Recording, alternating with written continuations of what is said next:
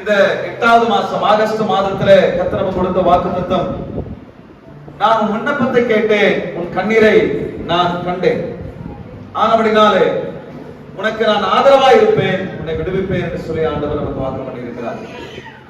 உன் விண்ணப்பத்தை நான் கேட்டேன், உன் கண்ணீரை நான் கண்டேன், ஆனபடினாலே உனக்கு நான் ஆதரவாய் இருப்பேன், உன்னை நான் விடுவிப்பேன். மூன்றாவது, 15 மடங்கு பெருக்கமான ஒரு பெருக்கத்தை, ஆசீர்வாதத்தை, நீங்கள் எதில் நான் கஷ்டப்படுகிறேன், நான் உபத்திரவப்படுகிறேன், எனக்கு இந்த விடுதலை இல்லை என்று சொல்லி நீங்கள் சொல்லுகிறீர்களோ, அதிலே கர்த்தர் உங்களுக்கு 15 மடங்கு ஆசீர்வாதத்தை நான் தருவேன் என்று சொல்லி ஆண்டவர் வாக்கு பண்ணியிருக்கிறார். இந்த செய்தியினுடைய, இந்த வாக்குத்தத்தத்தினுடைய கருப்பொருள் என்னவென்று சொன்னால், கர்த்தர் உங்களுக்கு ஆதரவா இருப்பார். கர்த்தர் உங்களுக்கு என்ன பண்ணுவாரு? ரொம்ப ஆதரவா இருப்பார், ரொம்ப சப்போர்ட்டா இருப்பேன்னு சொல்லி ஆண்டவர் சொல்லி இருக்கிறார்.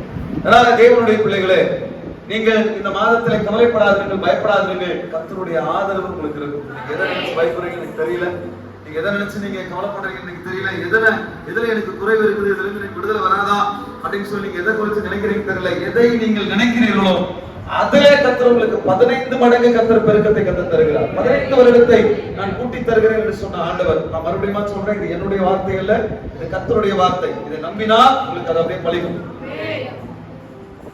15 மடங்கு ஆசீர்வாதத்தை உனக்கு தருவேன், உனக்கு நான் ஆதரவா இருப்பேன் ஆண்டவர் சொன்னார். காரணம் என்னன்னு கேட்டீங்கன்னா, நான் உன் விண்ணப்பத்தை கேட்டேன், கண்ணீரை நான் பார்த்துட்டேன் ஆண்டவர் சொன்னார். அப்ப எப்படி கர்த்தர் நம்மை பாதுகாக்கிறார்னா, 37 35 வாசிங்க. ஏசாயா 37 35 வாசிங்க. என்ன நிமித்தம், என் தாசனாகிய தாவீதின் நிமித்தம் நான் இந்த நகரத்தை ரட்சிக்கும்படிக்கு இதற்கு ஆதரவாய் இருப்பேன் என்பதை கர்த்தர் உரைக்கிறார் என்று சொல்லி அனுப்பினார். இப்போ ஆண்டவர் சொல்றாரு, நமக்காக ஆண்டவர் ஒரு வைராக்கியம் கொள்றார். என்ன அப்படின்னா, எப்போ நீங்க இயேசு கிறிஸ்து என்கிற நாமத்தின் மேல விசுவாசம் வைத்து நீங்கள் வந்துட்டீங்களோ, அப்பவே கர்த்தர் ஒரு உரிமை உங்கள் மேல் எடுக்கிறார். ஆண்டவர் என்ன சொல்றாருன்னா, நீங்க இயேசுவை ஏற்றுக்கொண்டு வந்ததுக்கு அப்புறம் கர்த்தர் உங்க மேல் ஒரு வைராக்கியத்தை கர்த்தர் வைக்கிறார். அதனால ஆண்டவர் சொல்றாரு, வேற யாருக்காகவும் அல்ல, எனக்காக உங்க மேல உங்களுக்கு நான் ஆதரவா இருப்பேன். புரிஞ்சவங்க எல்லாம் பாக்கியவான். அல்லேலூயா. புரியல நான் சொல்றேன், ஆண்டவர் சொல்றாரு, வேற யாருக்காகவும் அல்ல, எனக்காக, என்ன நிமித்தமாகவும், என் தாசனாகிய தாவீதின் நிமித்தமாகவும் நான் இந்த நகரத்துக்கு உனக்கு நான் ஆதரவா இருப்பேன். அப்படின்னா என்ன அர்த்தம்? பைபிள் எடுத்துக்கிட்டு தேவ சபைக்கு ஓடி வருகிற உங்களை இந்த உலகம் பார்க்கிறது. யார் பார்க்கிறது? இந்த உலகம் பார்க்கிறது. நீங்க சரியா இருக்கிறீங்களோ இல்லையோ, நம்ம ஜெபிக்கிறோமோ இல்லையோ, ஆனா வேத சர்ச்சைக்கு வர்றது என்ன பண்ணுது? உலகம் பார்க்குது. அதனால ஆண்டவர் சொல்றாரு, என்ன சொல்றாருன்னா, நீங்கள் தவறி நடக்கும் பொழுது யாரை தூஷிப்பாங்க? யாரை தூஷிப்பாங்க? ஆண்டவரை தூஷிப்பாங்க. உங்க வாழ்க்கையில நீங்க சபைக்கு வந்ததுல இருந்து ஒரு 5 வருஷம், நான் எப்பவுமே சொல்லுவேன், நீங்க ரொம்ப நாள் கஷ்டப்பட வேண்டியது இல்ல. நீங்க ரொம்ப நாள் லாங் டைமே கிடையாது. யோபு உபத்திரப்பட்டார்னு இருக்கு இல்லையா? யோபை விட இந்த உலகத்துல யார் யார் பாடுபட்டது? வேதத்துல மிகப்பெரிய பாடுள்ள மனுஷன் யாரு? யோபு.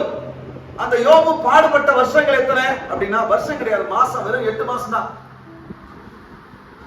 வெறும் 8 மாசம் தான் பாடுபட்டாரு. 9ஆம் மாசத்துல ஆசீர்வாதம். யோபு தன் சிநேகிதனுக்காக ஜெபித்தார், கர்த்தர் அவன் சிநேகிதனை மாற்றினார். அவெல்லாம் முடிஞ்சு போச்சு.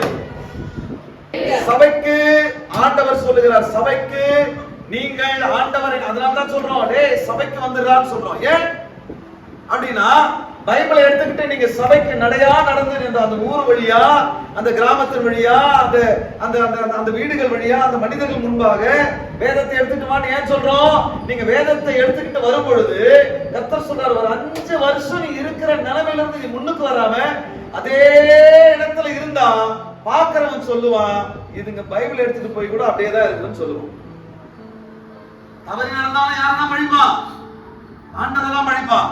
முன்னுக்கு வராம அதே நிலைமையில இருந்தா யாரெல்லாம் பழிப்பான்? ஆண்டவர் தான் பழிப்பான். அதனால சொல்றாரு, உனக்காக கிடையாது, எனக்காக உன் மேல வைராக்கியம் கொண்டிருக்கிறார். புரியுதா? நீங்கள் உங்க மேல கிறிஸ்தவர்கள் என்ற முத்திரை விழுந்துருச்சு. ஞானஸ்தானத்தை எடுத்துட்டீங்க. அப்ப பாஸ்டர் எப்படி இருந்தாலும் பரவாயில்லையா? அதுக்கு அப்புறம் வருவோம். முதல்ல இந்த விசுவாசத்துக்குள்ள வாங்க. முதல்ல இந்த அடிப்படைக்குள்ள வாங்க. முதல்ல சபைக்கு வரதுக்கு நீங்க வந்து முயற்சி பண்ணுங்க. வேதத்தை கையில் எடுங்க, நடையா நடந்து வாங்க. பைபிளை எடுத்துக்கிட்டு நீங்க பாஸ்டர் பைக் வச்சிருக்க பரவாயில்லவா, ட்ரெஸ் பண்ணிட்டு வாங்க. அல்லேலூயா.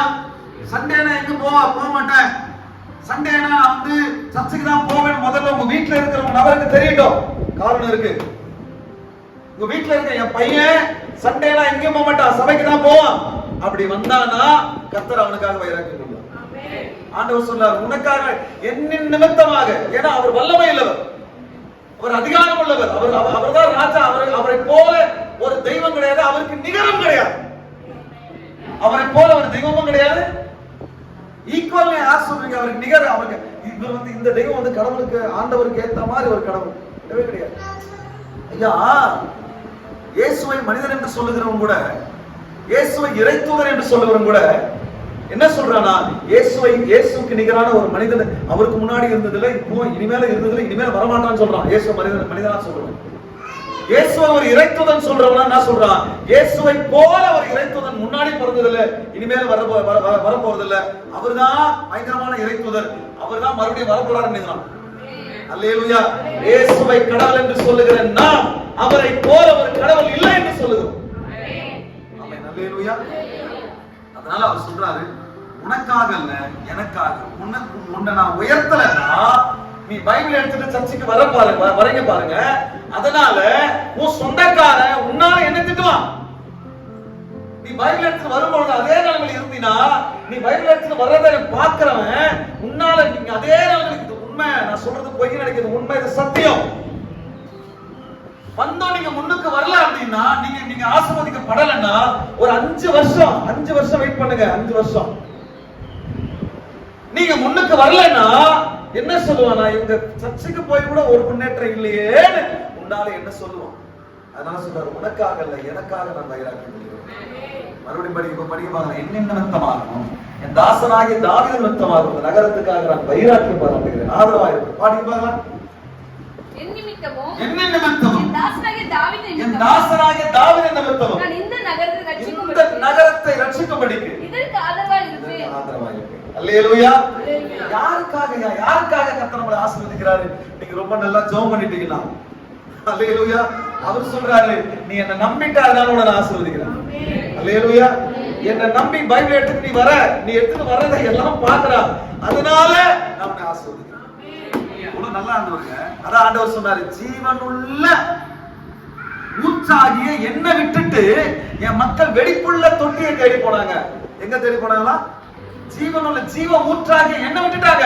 நான் தான் ஆசீர்வாதத்தின் ஊற்று, நான் தான் விஞ்ஞான கடவுள், நான் தான் ஆசீர்வாதம். என்ன விட்டுட்டு வேற ஏதோ ஒரு மயக்கத்துல, வேற ஏதோ ஒரு காரணத்தினால கடவுளே இல்லை என்று சொல்லுகிற ஒரு பிரயோஜனமும் இல்லாத வெடிப்புள்ள தொட்டிகளை தேடி போயிட்டாங்க மக்கள். அல்லேலூயா. கர்த்தர் சொல்றாரு, திரும்புங்கள் என்னிடத்தில் வாருங்கள், நான் உங்களை ஆசீர்வதிக்கிறேன். அவன் அப்போ முதல்ல நீங்க சொல்லணும், என் பையன் ஞாயிற்றுக்கிழமை சபைக்கு போயிடும் பைபிள் எடுத்துட்டு. அப்போ உங்க சொந்தக்காரங்க அதே மாதிரி உங்க சொந்தக்காரங்க சொல்லணும், இவங்க ஞாயிற்றுக்கிழமை போனா அந்த டைம்ல போனா வீட்டுல இருக்க மாட்டாங்க, என்ன புயலே அடிச்சாலும் கூட இவங்க சபையில தான் இருப்பாங்கன்னு அவனுக்கு தெரியணும். அதை விரும்புறாரு ஆண்டவர். ஞாயிற்றுக்கிழமை எங்க இருப்ப? உங்க சொந்தக்காரங்களாம் தெரியணும், உங்க வீட்டாண்ட இருக்கிறவங்க எல்லாம் தெரியணும். பரிசுத்த ஆவி உங்களிடத்தில் வரும் பொழுது நீங்கள் பலன் அடைந்து என்ன பண்ணுவீங்களா? எருசலேமிலும் யூதேயா முழுவதிலும் சமாரியாவிலும்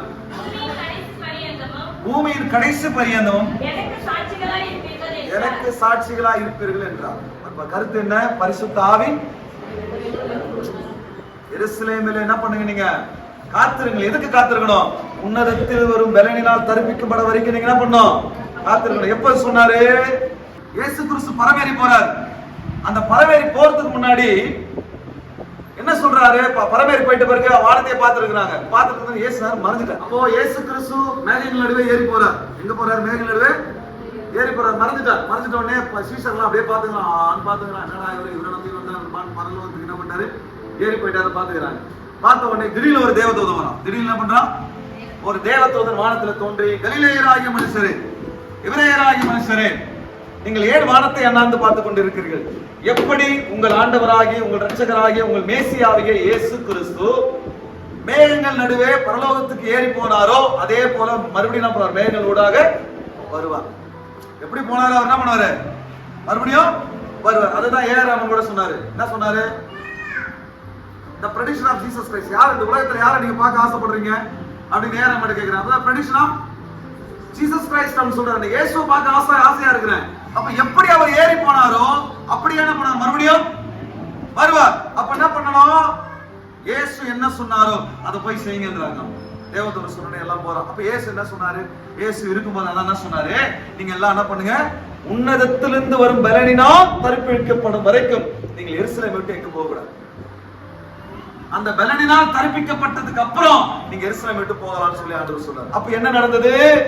என்ன நடக்கும் அப்படின்னா, உன்னதத்தினால் வரும் பலனினால் தரிப்பிக்கப்படும் போது என்ன நடக்கும்? அது எப்ப என்ன சொல்லி இருக்கு?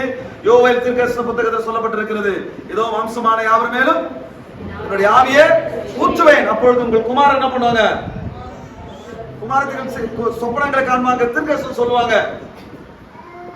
அல்லேலூயா. ஆண்டவர் சொல்றாரு மார்க் 14 சொல்றாரு, விசுவாசிக்கிறவன் என்ன பண்ணுவான்? அபிஷேகத்தை பெற்று என்ன பண்ணுவான்? அந்நிய பாஷை பேசுவான், வியாதியஸ் மேல கை வைப்பான், சுகமாவான், பிசாசுகளை துரத்துவான், சாவுக்கு ஏதுவான கொடுத்தாலும் சேதப்படுத்தாது, சர்ப்பங்களை எடுப்பாங்க. இதெல்லாம் நடக்கணும்னா உன்னதத்தினால் வரும் பலனினால் தரிப்பிக்கப்படணும். அல்லேலூயா. அது என்ன உன்னதத்தின் பலன்? அதுதான் சொல்லப்பட்டிருக்கு. பரிசுத்த ஆவி உன்னதத்தில் வரும் பொழுது நீங்கள் பலன் அடைந்து, நீங்க சாதாரணமா இருக்கிறீங்க. இப்ப பரிசுத்த ஆவி வந்தா என்ன பண்ணுவீங்க? நீங்க பவரா மாறிடுவீங்க. பலன் அடைந்து எருசலேமிலும் யூதேயா முழுவதிலும் சமாரியாவிலும் பூமியின் கடைசி பரியந்தமும் இயேசுவுக்கு நீங்கள் சாட்சியா இருப்பீங்க. அப்பதான் சொன்னாரு, அந்த பலன் வந்துட்டா போறோம், அந்த பரிசுத்தாவின் வல்லமை வந்துட்டா போறோம், என்னை விசுவாசிக்கிறவன் என்னிலும் பெரிய காரியங்களை செய்வான். அல்லேலூயா. அவன்தான் வியாதியஸ்மேல கை வைப்பான், சுகமாவான். அவன்தான் அந்நிய பாஷைகளை பேசுவான். அவன்தான் சாவுக்கு ஏதுவான யாதவனை கொடுத்தாலும் சேதப்படுத்தாரு. அல்லேலூயா. அவன்தான் பிசாசு போனா என்ன பண்ணுவோம்? பிசாசு ஆண்டவராகிய கர்த்தர் சொல்லுகிறார். இதெல்லாம் யார் நிமித்தமா நடக்குது? இதெல்லாமே யார் நிமித்தம் நடக்குது? அவருக்கு சாட்சியா இருக்கணும்ன்றதுக்காக நடக்குது. எதுக்காக நடக்குது? பரிசுத்த ஆவி எதுக்காக? சபை எதுக்காக? ரட்சிப்பு எதற்காக? நீங்களும் நான் எதற்காக? எதுக்காகனா அவருக்கு சாட்சிக்காக. இயேசு என்ற ஒரு தெய்வம் இருக்கிறார் என்பதற்கு சாட்சிக்காக. அப்போ ஆண்டவர் சொல்றாரு, உனக்காக அல்ல எனக்காக உன்னை நான் ஆசீர்வதிப்பேன், உன்னை நான் ரட்சிப்பேன், உனக்கு நான் ஆதரவா இருப்பேன், என் தாசனாகிய தாவீதுக்கு நான் ஆதரவா இருப்பேன். அப்போ நீங்க சாட்சியை நீங்க ரொம்ப சாட்சி ரொம்ப கவனமா இருக்கணும். அதுக்கு என்ன பண்ணீங்க? சாட்சி ரொம்ப கவனமா இருக்கணும். என்ன வேணாங்க நீங்க சொல்லுங்க, ஒரு 5 வருஷம் கஷ்டப்பட்டு எல்லா ஞாயிற்றுக்கிழமை நேரத்தோடு சபைக்கு போக முடிவெடுத்து ஒடியாந்துருங்க. அந்த சாட்சி நீங்க என் பிள்ளை, என் பொண்ணு, என் புருஷன், என் பொண்டாட்டி ஞாயிற்றுக்கிழமை எங்க போனாலும் போக மாட்டாங்க, சபைக்கு தான் போவாங்க. அந்த சாட்சி வெளியே வரணும். அந்த ஊர்ல ஒரு கிராமத்துல இருக்கிறோம், அந்த ஊர்ல நம்ம வீட்டை சுத்தி இருக்கிறவங்க ஞாயிற்றுக்கிழமை அந்த டைம்ல இருக்க மாட்டாங்க. 8 மணில இருந்து 11 மணி வரைக்கும் வீட்டுல இருக்க மாட்டாங்க. 11 மணிக்கு மேலதான் வருவாங்க. எங்க போவாங்க? சினிமாவுக்கு போவாங்களா? எங்க போவாங்க? சபைக்கு போவாங்க. அல்லேலூயா. அங்க தெரியணும். அதுக்கப்புறம் உங்க ஊர்ல இருக்கிறவங்களுக்கு தெரியும், அதான் எருசலேமிலும் யூதேயா முழுவதிலும் சமாரியாவிலும் பூமியின் கடைசி வரை. எருசலேம்னா வீடு, யூதேயா முழுவதிலும் நம்ம இருக்கிற இடம், சமாரியானா நம்ம சுத்தி. அல்லேலூயா. நம்ம என்ன தினம் வந்து சமாரியா உலகம் எங்கன்னா உலகம் முழுக்கம் எனக்கு சாட்சிகளா இருப்பீங்க. அல்லேலூயா. அப்ப நீங்க சாட்சியா மாறிட்டீங்க. நீங்க சர்ச்சுக்கு தான் போவீங்க. ஞாயிற்றுக்கிழமை நீங்க 1 கோடி கொடுத்தா கூட நீங்க அதை அப்படி சுண்டு வரல கூட தொட்டு பார்க்க மாட்டீங்க, மேல ஆசைப்பட மாட்டீங்க. அல்லேலூயா. சர்ச்சுக்கு தான் போவீங்க அப்படின்னா அதான் சாட்சி. அதான் என்னது? சாட்சி. அப்படிப்பட்ட ஒரு சாட்சியை நீங்க கெயின் பண்ணிட்டீங்க அப்படின்னா கர்த்தர் சொல்றாரு, உனக்காக இல்ல எனக்காகவே நான் உன்னை ஆசீர்வதிப்பேன். அல்லேலூயா. ஏன்னா ஆண்டவர் சொல்றாரு, எவனோ நீ ஆசீர்வதிக்கப்படலனா எவனோ இன்னொரு வார்த்தை சொல்ல மாட்டான், என்னதான் சொல்லுவோம். ஆமென். அல்லேலூயா. அதனால கர்த்தர் சொல்றாரு, கர்த்தருடைய வார்த்தை சொல்லுது, என்னை நிமித்தமாக என் தாசனாகிய தாவீது விதமான ஒரு கருத்தை முன்வைக்கிறேன் உங்களுக்கு முன்னாடி. ஒரு விதமான ஒரு பவரான ஒரு கருத்தை முன்வைக்கிறேன். ஒரு சாட்சியை மட்டும் நீங்க ஸ்ப்ரெட் பண்ணுங்க, நீங்க பரப்புங்க. என்ன அப்படின்னா, ஞாயிற்றுக்கிழமைனா என் மனைவி கனவு சொல்லணும், ஞாயிற்றுக்கிழமை என் மனைவி சர்ச்சில் தான் இருப்பார். மனைவி சொல்லணும், ஞாயிற்றுக்கிழமை எங்க வீட்டுக்காரர் எங்க இருப்பார்? சர்ச்சில் இருப்பார். பெற்றோர்கள் சொல்லணும், ஞாயிற்றுக்கிழமை எங்க பிள்ளைங்க எங்க இருப்பாங்க? சர்ச்சில் தான் இருப்பாங்க. பிள்ளைகள் சொல்லணும், ஞாயிற்றுக்கிழமை எங்க பெற்றோர்கள் எங்க இருப்பாங்க? சர்ச்சில் தான் இருப்பாங்க. இப்போ உங்க பக்கத்து வீட்டுக்காரங்க சொல்லணும், ஞாயிற்றுக்கிழமை அந்த வீடு எங்கதான் இருப்பாங்க. ஆனா அவங்களை கூப்பிடாதீங்கப்பா, ஞாயிற்றுக்கிழமை அவங்க எங்கதான் இருப்பாங்க? சர்ச்சில் தான் இருப்பாங்கன்னு சொல்லணும். அப்ப சொந்தக்காரங்க, இது சொந்தக்காரன் என்ன சொல்லணும்? இந்த டைம்ல அங்க போனா அவங்க இருக்க மாட்டாங்கப்பா. எங்க இருப்பாங்க அவங்க? போன் பண்ணி சொன்னா கூட இருக்க மாட்டாங்கப்பா அவங்க. நான் சர்ச்சுக்கு போயிட்டு வந்துடுறேங்க அப்படின்னு சொல்லுவாங்க. அப்படி இல்லைன்னா 8:30 மணிக்கு முன்னாடியே வந்துருங்க, மொத்த பேரும் சர்ச்சுக்கு போகலாம், போயிட்டு சர்ச்சை அட்டன் பண்ணிட்டு வந்துடலாம் சொல்லுவாங்க. அப்படின்னு என்ன பண்ண சொந்தக்காரங்க சொல்லணும். இந்த சாட்சியை நீங்க பரப்புங்க, இந்த சாட்சியை நீங்க வரவீங்க. முதல்ல இந்த சாட்சியை வர வச்சுட்டீங்கன்னா ஆண்டவர் சொல்றாரு, உனக்காக இல்ல எனக்காக உனக்கு ஆசீர்வாதம் பண்றாரு. யாபேஸ் என்ன பண்ணானா, இஸ்ரவேலின் தேவனை சரியா அறிந்து கொண்டு அவன் தன் சகோதரர்களை எல்லாரும் பார்க்கலாம், அவன் ரொம்ப கஷ்டத்துல இருக்கிறான். அவங்க அம்மா, அவங்க வீட குடும்பமே கஷ்டத்துல இருக்குது. அவங்க அம்மா யாபேஸ் பேர் வச்சாங்க. என்ன பேர் யாபேஸ்? என்ன பேர் யாபேஸ்? என்னது? துக்கம் அப்படின்னு வச்சுக்கிறாங்க. துக்கம் கூட வச்சுங்க. நம்ம லோக்கல் லாங்குவேஜ்ல சொல்லணும்னா இப்படி சரியா முடிச்சோம்னு வச்சுக்கலாம். நம்ம லோக்கல்ல சொல்லணும்னா சரியா முடிச்சோம். இப்ப யாருன்னா ஒருத்தர் வீட்டுல ஒரு 4 பிள்ளை இருக்கிறாங்கம்மா. எத்தனை பேர் இருக்கிறாங்க? 4 பேர் இருக்கிறாங்க. 4 பேர்ல ஒரு பிள்ளை கடைசி பிள்ளை. இவன் பிறக்கிற நேரத்துல பயங்கரமான கஷ்டம்னு வச்சுக்கலாம். கஷ்டமான நேரத்துல அவனுக்கு அவங்க அம்மா பேர் இருக்கிறாங்க, சனியை முடிச்சவன், பிறந்தனால கஷ்டம்ட்டாங்க. அதனால அவன் பேர் என்னாச்சு? சனியை முடிச்சவன் ஆகி போச்சு. உதாரணத்துக்கு சொல்றேன், சனியை முடிச்சு. இப்ப கூப்பிடுறோம் எப்படி இருக்கு? டே சனியை முடிச்சவன், டே சனியை முடிச்சவன். அவன் எப்படி இருப்பான் அவன் யோசிச்சுக்குவாங்க. அப்போ இதெல்லாம் அனுபவிச்சவன் சொல்றான், இஸ்ரவேலின் தேவன் மாத்தக்கூடிய வல்லமை அவனுக்கு அறிவு இருந்திருக்கு. அந்த அறிவு உள்ளவன் என்ன பண்ணா, முழங்கால் படிக்கிட்டு இஸ்ரவேல் தேவனை நோக்கி, தேவரீர் என்னை ஆசீர்வதித்து என் எல்லைகளை பெரிதாக்கி உம்முடைய கரத்தை என் மேல் வைத்து தீங்கு என்னை துக்கப்படுத்தாதபடிக்கு அதற்கு விலக்கி என்னை காத்திருளும் என்று சொல்லி வேண்டிக் கொண்டான். அவன் வேண்டிக் கொண்டதை அவனுடைய தேவனாகிய கர்த்தர் அவனுக்கு கொடுத்தார். அவன் தன் சகோதரர்கள் எல்லாரும் பார்க்கணும் கனம் பெற்றவனாய் மாறினான். அல்லேலூயா, அல்லேலூயா. அப்போ அந்த அறிவு இருக்கணும். அந்த அறிவு இருந்து அதுக்கு நம்ம கீழ்ப்படினோம். நம்ம சாட்சியா இருக்கும். கஷ்டம் வருது பாஸ்டர், சர்ச்சுக்கு போனா பிசாசுக்கு தெரியும், உன்னை தொடர்ந்து சர்ச்சுக்கு போக விட்டுட்டா நீ ஆசீர்வதிக்கப்பட்டுருவ. உனக்காகலாம் கிடையாது, அவருக்காக அவர் ஆசீர்வதிச்சுறாரு. அதனால நீ சர்ச்சுக்கு போனாதான் உனக்கு கஷ்டம்ன்ற ஒரு பொய்யான ஒரு தகவலை பிசாசு மைண்ட்ல ஏத்துவான். சர்ச்சுக்கு போனாதான் அவனுக்கு பிரச்சனை அப்படின்னு ஏத்துவான். இல்ல வேற ஒண்ணு சொல்லுவான், இது தொடர்ந்து சர்ச்சுக்கு போயிட்டு இருக்கிறோம், ஒரு நன்மை நடக்கலையே அப்படின்னு கொண்டாந்து மைண்ட்ல ஏத்துவான். ஆண்டவர் என்ன பண்றாரு? வெயிட் பண்றாரு. உன் சாட்சி பரவணும். இப்பதான் உங்க வீட்டுல உன் சாட்சி பரவி இருக்குது, வெயிட் பண்றாரு. இப்பதான் உன் சாட்சி உன் பக்கத்து வீட்டுக்கு பரவி இருக்குது, வெயிட் பண்றாரு. இப்பதான் உன் சாட்சி சொந்தக்காரங்களுக்கு பரவி இருக்குது, வெயிட் பண்றாரு. இப்பதான் உன் சாட்சி அப்படியே உலகமெல்லாம் பரவும் போதுதான் கர்த்தருடைய கரம் உண்மையில வந்து அமரும். அல்லேலூயா, அல்லேலூயா. அதுக்கு பொறுமை ரொம்ப முக்கியம். 4 வாரம் சர்ச்சைக்கு வந்துட்டு 5ஆவது வாரம் எங்க ஆண்டவரே ஆசீர்வாதம் சட்டை பிடிச்சு கூடாது. ஆண்டவர் இல்லை, ஏன் சட்டை வந்து பிடிச்சு கூடாது? அல்லேலூயா. ஆண்டவர் சொல்லுவார், என்ன சொல்றாரு தெரியுமா? இப்பதான்ப்பா உன் சாட்சி உன் வீட்லயே தெரிய வச்சிருக்கு, இருப்பா கொஞ்சம் வெயிட் பண்ணுப்பா, நீ கொஞ்சம் எப்படி இருக்கிறன்னு பாரு. ஆண்டவர் நம்பிக்கை வரணுமா இல்லையா? நம்பிக்கை வரணுமா இல்லையா? நம்பிக்கை வரணும். அதனால ஆண்டவர் என்ன செய்யறாருன்னா, இப்பதான்ப்பா இருப்பான் வீட்டுல, இப்பதான் உன் வீட்டுல பரவாயில்லையே, ஞாயிற்றுக்கிழமை பைபிள் எடுக்கிறான், பைக் எடுக்கிறான், ஓடிறான் சர்ச்சுக்கு, வீட்லயே இப்பதான் தெரிய வந்திருக்கு. ஆமென். அதனால ஆண்டவர் வெயிட் பண்றாரு. 4 வாரம் சர்ச்சைக்கு வந்ததுக்கு அப்புறம் மறுபடியும் ஆசீர்வாதம் சொல்லக்கூடாது. அப்ப அந்த டைம்ல பிசாசு என்ன சொல்லுவானா, நீ தொடர்ந்து சர்ச்சைக்கு போறீங்க. சந்தர்ப்ப சமயங்களை பயன்படுத்தி பிசாசு உங்களுக்கு போதனை பண்ணுவான். போதனை பண்ணி உன் சாட்சி வந்து வீட்டுல பரவி இருக்கும். அடுத்தது உன் சாட்சி வெளியே வர்றதுக்கு முன்னாடி உனக்கு பல சோதனைகளை பிசாசு பல சந்தர்ப்பங்களை பயன்படுத்தி உன் மைண்ட்ல எதனா போட்டு அட போட இனிமே சபைக்கு போக கூடாது நிறுத்தி விட்டுருவான். அப்ப என்ன ஆகுது? சாட்சி தடைப்பட்டிருக்கு. அப்ப எங்க இருந்து கர்த்தர் ஆசீர்வதிக்கிறது? ஆண்டவர் ஆசீர்வதிப்பாரா? ஆண்டவர் தான் அழகா சொல்றாரு. என்ன சொல்றாரு? நீ என்னுடைய நாமம் உன் மேல இருக்கிறதுனால எனக்காகவே உன்னை நான் ஆசீர்வதிப்பேன். மறுபடியும் படிங்க 37, 35. என்னின் நிமித்தமும் தாசனாகிய தாவீது நிமித்தமும் இந்த நகரத்தை ரட்சிக்கும்படிக்கு இதற்கு நான் ஆதரவா இருப்பேன். நான் உங்களுக்கு என்னங்க இந்த மாசத்துல இந்த வாக்கு கர்த்தர் உங்களுக்கு ஆதரவா இருக்கிறதுனால விண்ணப்பத்தை கேட்டுட்டாரு, ஆண்டவர் உங்க கண்ணீரை கண்டாரு, அதனால என்ன பண்றாரு? உங்களுக்கு ஆதரவா இருக்கிறாரு. அதுக்கப்புறம் என்ன பண்ண போறாரு? விடுவிக்க போறாரு. 3வது என்ன செய்ய போறாரு? 15 மடங்கான பெரிய ஆசீர்வாதம், பெருக்கத்தை கத்து தர போறாரு. இதெல்லாம் உங்க வாழ்க்கை என்ன பண்ண போகுது? நடந்து போகும். இன்னும் என்னெல்லாம் ஆண்டவர் பண்ண போறாரு அப்படின்றது கடகடன்னு சொல்றேன், அப்படியே வாசிங்க. 31:5 வாசிக்க பார்க்கலாம். 31:5. பறந்து காக்கிற பட்சியை போல சேனைகளின் கர்த்தர் எருசலேமின் மேல் ஆதரவாக இருப்பார்.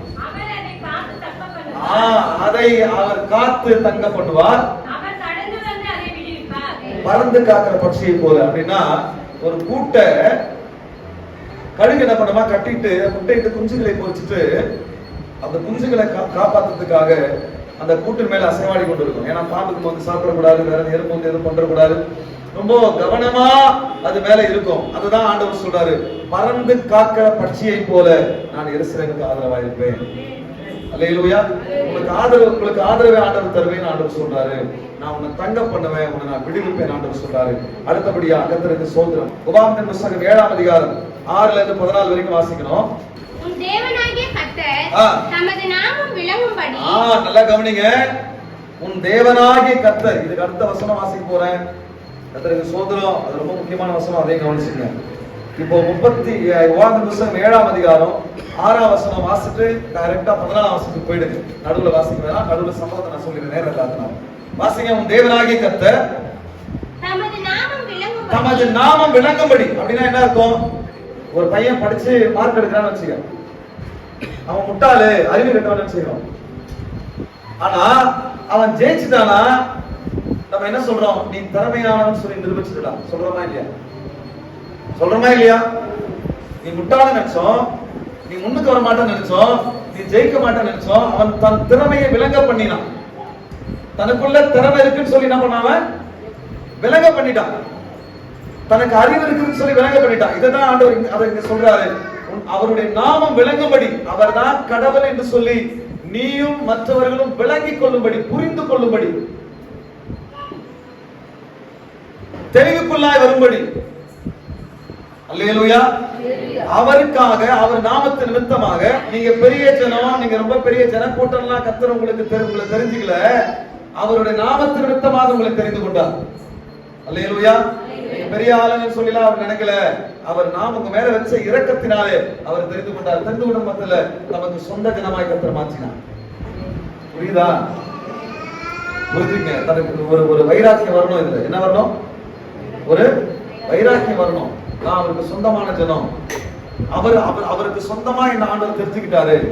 தன்னுடைய நாமத்தை விளங்க என்ன அவர் தான் கடவுள் சொல்லி என்னை கொண்டு என் மூலியமாய் ஆண்டவர் விளங்க பண்ணுகிறார், தெரியப்படுத்துகிறார். அவர் தான் கடவுள் சொல்லி என் மூலியமாய் தெரியப்படுத்த ஆண்டவர் தெரிந்து கொண்டார் அப்படின்னு சொல்லி ஆண்டவர் சொன்னார். சொல்லிட்டு 14ஆம் வசனம் வாசிங்க. அவர் தெரிந்து கொண்டபடினாலே சகல ஜனங்களை பார்க்கல நீ ஆசீர்வதிக்கப்பட்டிருப்பாய். அப்புறம் உங்களுக்குள்ளும் உங்கள் மிருக ஜீவன்களுக்குள்ளும் ஆணிலாகிலும் பெண்ணிலாகிலும் மலடு இருப்பதில்லை. நல்ல பாருங்க. உங்களுக்குள்ளனா யூதர்களாகிய ரட்சிக்கப்பட்டவர்களாகிய உங்களுக்குள்ள நீங்க வளர்க்கிற ஆடு, மாடு, நாய், கோழி, குதிரை, இது இவைகளுக்குள்ளும் ஆணா இருந்தாலும் பெண்ணா இருந்தாலும் அதுவும் மலடா இருப்பதில்லை, நீயும் மலடா இருப்பதில்லை. தட்டி கத்திரமாய் இந்த வசனம், இந்த வசனத்தை நான் நம்புறேன். அவ்வளவுதான். இது யார் சொல்லியிருக்கா? பின்னாடி யார் பேர் எழுதியிருக்கா? இல்லையே. கர்த்தர் சொல்றாரு, என்னின் நிமித்தமாக. யார் நிமித்தமாக? ஆமா, கர்த்தருக்கு ஸ்தோத்திரம். நீ சர்ச்சைக்கு வந்து மலடா இருந்து வச்சுக்கோ, கர்த்தருடைய நாமம் தூஷிக்க கூடாது. அதனால அவர் நிமித்தமாக ஆண்டவர் சொல்றாரு, நீ நம்பிட்டியா? உங்களுக்குள்ளே ஆணினாலும் பெண்ணினாலும் மலடு இருப்பது. இந்த ஊழியமும் மலடா இருப்பதில்லை, நீங்க செய்யற வேலையும் பிசினஸும் மலடா இருப்பதில்லை. பெருகும். அல்லேலூயா. கர்த்தருக்கு ஸ்தோத்திரம். ஒரு ஆடு மலடா இல்லைன்னு வச்சுங்களேன், அது என்ன பண்ணும்? ஒரு ஆடு மலடா இல்லை என்ன பண்ணும்? எத்தனை குட்டி போடும்? 1 இல்ல 2 குட்டி போடும். அதுவும் மலடா இல்லை, அது எத்தனை குட்டி போடும்? 2 எத்தனை ஆச்சு?